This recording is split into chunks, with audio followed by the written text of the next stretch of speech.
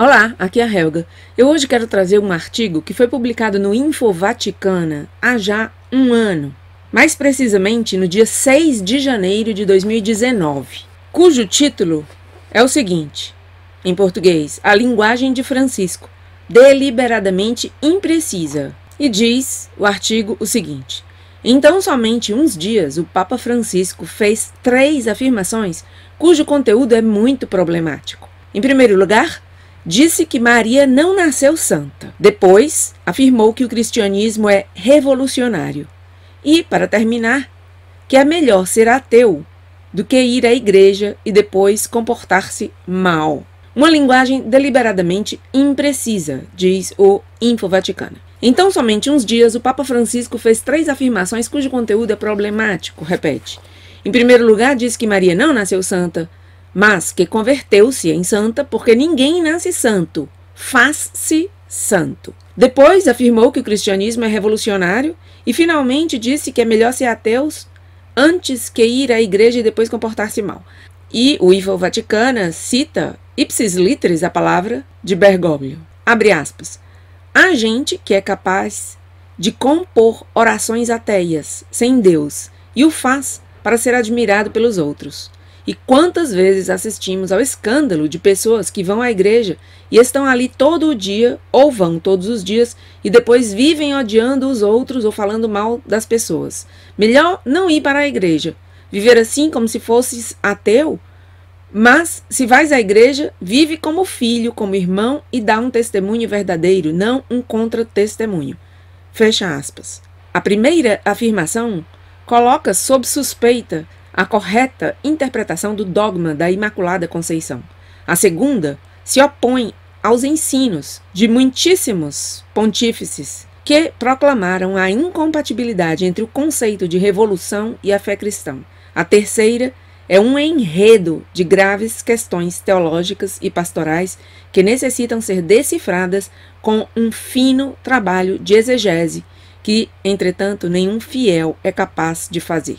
Daqui o conflito das interpretações e o desconcerto de tantos que, ao contrário, esperam do Papa poucas palavras, mas claras. Para confundir-nos, dizem, já estamos nós mesmos. A terceira afirmação referida aos ateus e aos incoerentes frequentadores da missa está, entre outras coisas, em contradição com outros ensinos do mesmo Francisco. É conhecida e discutida a afirmação da Evangelii Gaudium na famosa nota 351 da encíclica Amoris Laetitia, segundo a qual a Eucaristia não é um prêmio para os perfeitos, mas uma ajuda para os débeis. Sempre que seja assim, não se compreende por que se supõe, diz o Info Vaticana, que é melhor ser ateus do que ir para a igreja sendo cristão incoerente. Pede-se aqui coerência como um requisito absoluto, enquanto que, em nome de uma superior misericórdia, aos divorciados que se voltam a casar, já não se lhes pede a coerência de viver como irmãos segundo as indicações de Familiares Consortio 84. De todos modos, a frase, inclusive examinada por si mesma, apresenta algumas sombras teológicas. O ateísmo, quando é culpável, houve um tempo em que era considerado pecado. Hoje, de fato, já não é assim, pois pensa-se que Deus se revela em todos os homens e, portanto, nos ateus também. Essa é a razão pela qual se concedem às igrejas as cátedras dos não crentes e se lhes permite ensinar na igreja que Deus não existe. O ateísmo é a situação do homem que conscientemente rechaça a Deus.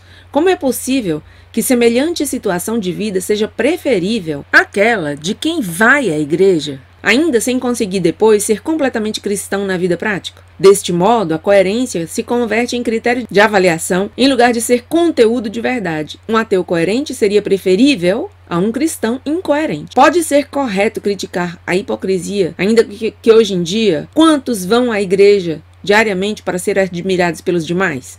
É problemático indicar a coerência do ateu como alternativa. A frequência com que o Papa Francisco pronuncia frases problemáticas como estas confirma uma mudança significativa da linguagem pontifícia, na qual, desde faz tempo se centram estudiosos e observadores. O exemplo máximo desse novo código de comunicação é Amores Letícia. Trata-se de uma linguagem deliberadamente imprecisa, alusiva, evocativa, difuminada, volátil e ondeante. Uma linguagem que formula perguntas sem respostas, contraposições dialéticas sem sínteses, polaridades sem combustão e que, a miúde, utiliza frases do tipo sim, mas, onde o mas introduz não somente atenuantes, mas também exceções. É uma linguagem por imagens mais do que por conceitos e que tem uma problemática interpretação teológica. A doutrina como pedras lançadas, a tradição que não é um museu, o pecado que é chamado fragilidade, o confessionário que não deve ser uma sala de tortura. É uma linguagem que não fecha, mas que abre, que não especifica, mas que coloca perguntas, que não confirma, mas faz que surjam dúvidas. Uma linguagem em tensão histórica, biográfica, existencial, dinâmica, que procede por contraposições e contradições e que inquieta. Bem duro esse artigo do Info Vaticano. E segue. A questão principal, diante de todas essas mudanças evidentes, sobre as que, repito, já se escreveram livros e livros, é se, depois dessa mudança de linguagem, há também uma transformação da concepção do papado mesmo. A linguagem nunca é só linguagem. Quando se utilizam palavras novas para indicar as coisas de antes, significa que nasceu uma nova doutrina que as vê de maneira diferente.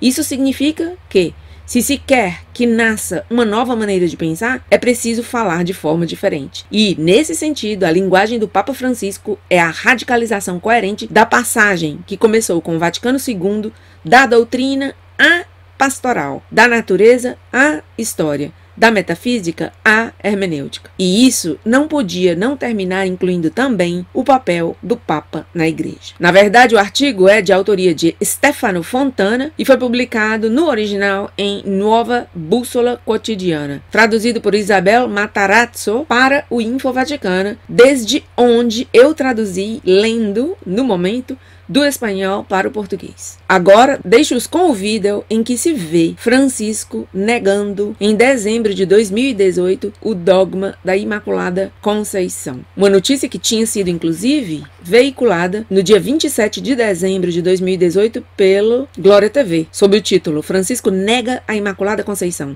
Maria não nasceu santa. E dizia naquele artigo o Glória TV. Em suas saudações de Natal aos empregados da Santa Sé, no dia 21 de dezembro de 2018, o Papa Francisco falou sobre a Virgem e São José na cena da Natividade, dizendo que estava desbordante de santidade e alegria. E continuou dizendo, e vocês me dirão, claro, são a Virgem e São José. Sim, mas não pensemos que foi fácil para eles. Não se nasce santo, disse o Papa. Nós nos convertemos em santos. E isto vale também para eles, isto é, para a Virgem e São José. Segundo a doutrina católica, continua o Glória TV, a Virgem foi concebida sem pecado original e, em consequência, nasceu santa. Deixo-os com o citado vídeo. Nada mais pelo momento, obrigada por estar aí. Até meu próximo vídeo. La Madonna e San Giuseppe sono pieni di gioia.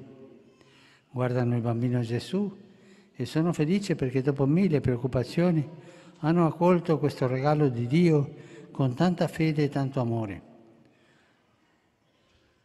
Sono straripanti di santità e quindi di gioia. E voi mi direte, per forza, sono la Madonna e San Giuseppe? Sì, ma non possiamo che per loro sia stato facile. Non lo pensiamo. Santi non si nasce, si diventa. E questo vale anche per loro.